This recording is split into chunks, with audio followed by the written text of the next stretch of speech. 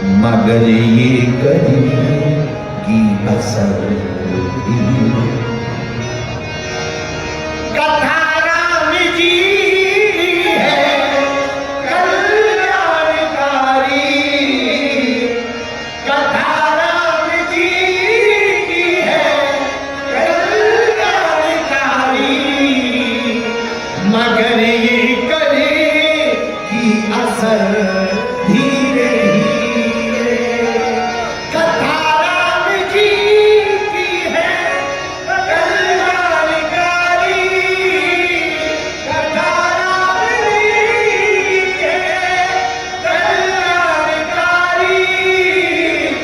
मगर ये करेगी असर धीरे धीरे, मगर ये करेगी असर धीरे धीरे। कथा राम जी है कल्याणकारी, कथा श्याम जी है कल्याणकारी, लेकिन भैया मगर ये करेगी असर धीरे धीरे, मगर ये करेगी असर धीरे धीरे। इसका नशा धीरे धीरे चलता पाएगा। एक बात और ध्यान रखना, जिससे कथा का नशा चढ़ जाता ना, वो फिर मीरा बन जाता। मीरा को ना घर की फिर आवश्यकता, मीरा ने ना फिर लोक देखा, न लाज देखी, न शर्म देखी, मीरा को दीवानी हो गई। मेरे पागल, कलयुग में मीरा ने गोविंद को पा लिया। हम तुमको बताना ये चाहे, जब मीरा कृष्ण को पा सकती है, सूरदास राम को कृष्ण को पा सकते, तुलसीदास राम को पा सकते, बुद्ध बुद्धत्व को पा सकते, तो हम लोग क्यों नहीं अपने गोविंद को पा सकते?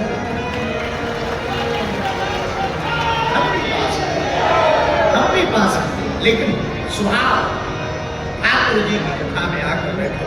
हम अक्सर एक बात हर कथा में बोलते हैं, यहाँ बोलने में भी हम रुक नहीं रहे आप लोगों की श्रद्धा देखकर। मेरे पागलों, जनता जिसको चुनती है वो संसद में बैठता है, भगवान जिनको चुनते हैं वो कथा में बैठता है। कथा में तुम ये मत कहो कि तुम कथा में आए हो तो तुमने भगवान पर उपकार कर दिया। अक्षत चौधरी जी अगर तुमका परिवार का है, हमारा उपकार है कि हमने कथा करवा ली, भगवान को कुछ नहीं करना, एक तूफान आएगा पूरा टेंट स्वाहा। बागेश्वर महाराज अगर सोच रहे हैं वाह अरे हम कथा सुना रहे, भगवान को कुछ नहीं करना, माइंड का एक स्क्रू ढीला करना। बोले क्या हुआ? बोले बाबा पागल हो गए। हम लोग कर लो बता, करने वाला कौन? अब करवाने वाले कौन? तो आप ये मत कहो कि कथा में आए हो। हमारी मति कहती है इंदौर के पागलों, आपको हमारे गोविंद ने बुलाया, आप बुलाए आए हो, और आए हो तो आओ बैठो। कथा को बोझ मत लो, कथा और धर्म बोझ का विषय नहीं है, धर्म और कथा तो मौज का विषय है।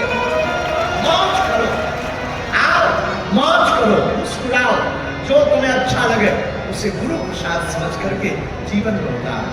जो शब्द अच्छा लगे, बुरा मत मानना। युवा भाई बहन बहुत कथा में बैठे हैं, मेरे युवाओं तुम कथा सुनकर के घर जाओ तो तुम्हारी बोलने की हैसियत और बोलने की क्षमता पहले से अगर ऊंची ना हो तो तुम्हारा कथा सुनना बेकार है। जो भी कथा सुनकर घर जाए, घर वालों को लगना चाहिए ये सत्संग से आया।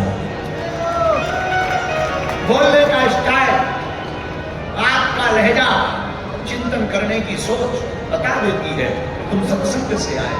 मेरे साथ भगवान कृष्ण भागवत की कथा, श्री कृष्णाय वयं नमः, ये साक्षात कृष्ण है, कल्पवृक्ष है।